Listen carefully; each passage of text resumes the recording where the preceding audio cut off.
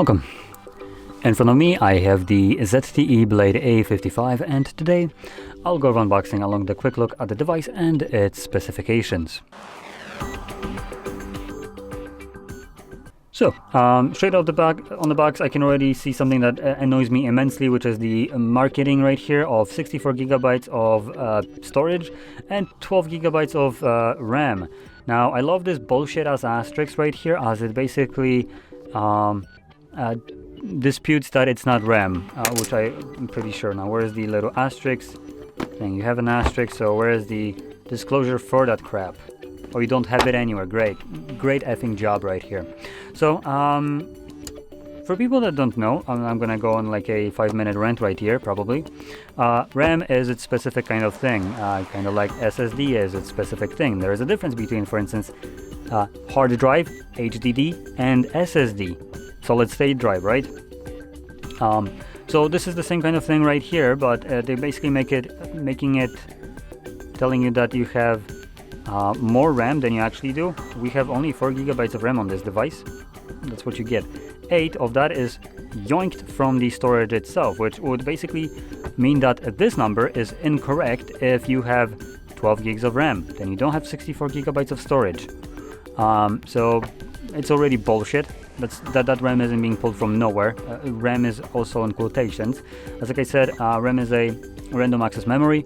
It's its own specific thing designed to basically store data for some period of time so it can be quickly accessed, while storage is designed to keep data on there for long periods of time. It's slower than RAM in terms of accessing that storage or that data, but it can store it there for much longer.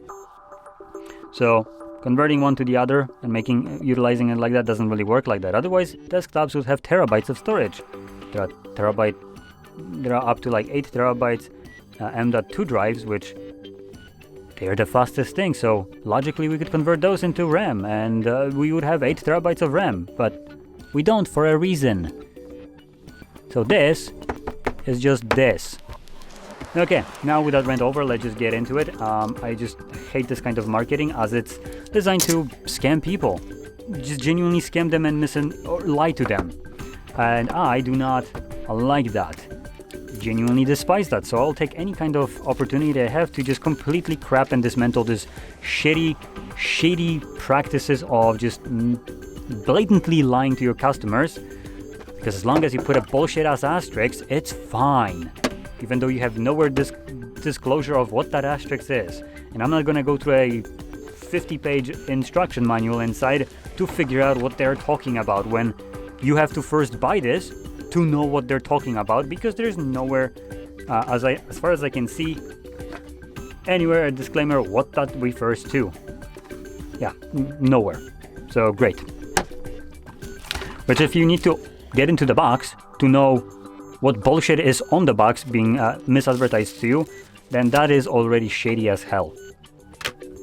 Now, inside we got a couple additional things, like how many pages is that? Oh, sorry, I was gonna say 50 pages. We have 120 something pages here, and warranty card in itself has 63 for some reason. Anyway, next we got our SIM eject tool. We got the bog standard cheap brick. That is a 10-watt charging brick. My goodness, that is really bad. And then we got a USB to type C to type A charging cable. So that's basically everything in here. Now let's boot up the device. Wow, that was also the longest vibration I have ever felt. Solid 5 seconds of phone vibrating for no reason. We got a case, clear little silicone, and a little plastic screen protector, which is pretty nice. Now there isn't one already pre-applied on the device, which is a bit of a shame. Some of the devices do come with one already pre-applied. Probably would have been better to just give you this pre-applied, because applying plastic protectors like this always ends up with having some crap under the screen protector. I personally just hate applying those, as it never works. The glass ones, tempered glass, it's much better than the plastic ones, at least from my personal experience. Now, putting on the case right here, you can see that it fits over the device well. it does what it's supposed to do, which is protect the device. So let's talk about the display now. So this is going to be a 6.7-inch display with a resolution of 720 by 1600 pixels, LCD IPS, running it at 90 Hz refresh rate. It also boasts an 84.7% screen-to-body ratio and a pixel density of 260 pixels per inch. So that's basically the display. Now if we flip it over, we have what looks to be a single camera setup. Now I know we have 4 circles, 2 of them have cameras, but I refuse to acknowledge anything that is on here apart from the main sensor. And it looks like even GSM Arena refuses to acknowledge anything that is this thing as a camera. So the main camera here is going to be a 13 megapixel sensor. The other one is auxiliary lens, whatever the hell that's supposed to be, which is basically a fancy term of saying bullshit camera or a sticker one. And then we got an 8 megapixel selfie at the front. Now with the back camera, you can record videos at 1080p up to 30 frames, and the selfie doesn't even specify it, so that's great. And if we if we go into the internals right here, which I'm obviously not going to tear the phone apart, we have a 5000 mAh battery, so that's pretty decent, with a 10-watt charger and charging speed, which isn't as great. We got 4 gigabytes of RAM, not that bullshit 12 that you have on the box. We have a Unisec SC9863A1 processor. They're just like A1, probably for short. Now that's an octa-core processor with it's a Cortex A55. Okay, so it's an octa-core with 4 cores being at 1.6 gigahertz and 4 cores at 1.2 gigahertz. Okay. Now, anything else left to say? We have a side-mounted fingerprint sensor, also volume rockers on the side. I know the fingerprint sensor also doubles as a power button. We got our SIM tray on the upper left side. At the top we got absolutely nothing, and on the bottom we have a headphone jack, charging port Type-C, and the speaker grill. And that's about everything that we have right here. And last thing to mention is the system right here, which is this device is running a Android Go. So basically the cut down version of Android. Now with that out of the way, there is one last thing that I need to check, which is the price of this device, as it is very bad in terms of specifications. And this device comes at, what is it, 70 bucks? 140.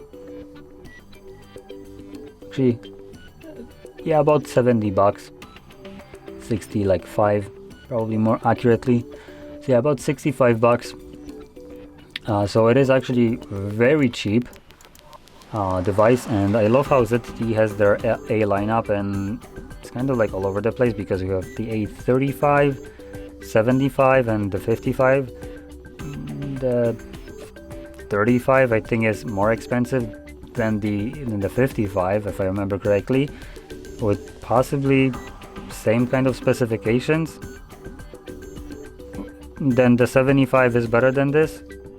So the like naming scheme here is all over the place as far as I can tell. So very confusing, and like naming of your device and trying to figure out which is better. But in any case, not much more to it. It's basically a cheap phone, which I probably wouldn't recommend no matter what, as just spending a little bit more on a device at like super low end to just getting to like this mid-range price. You, for instance, pay twice as much, but you get an immensely better device, which isn't the case after going mid-range to high end. That's a waste of money. When it comes to this kind of thing, I recommend just saving up and getting a better device, all in all. But anyway, with that being said, hopefully you found this very helpful, and if you did, don't forget to hit like, subscribe, and thanks for watching.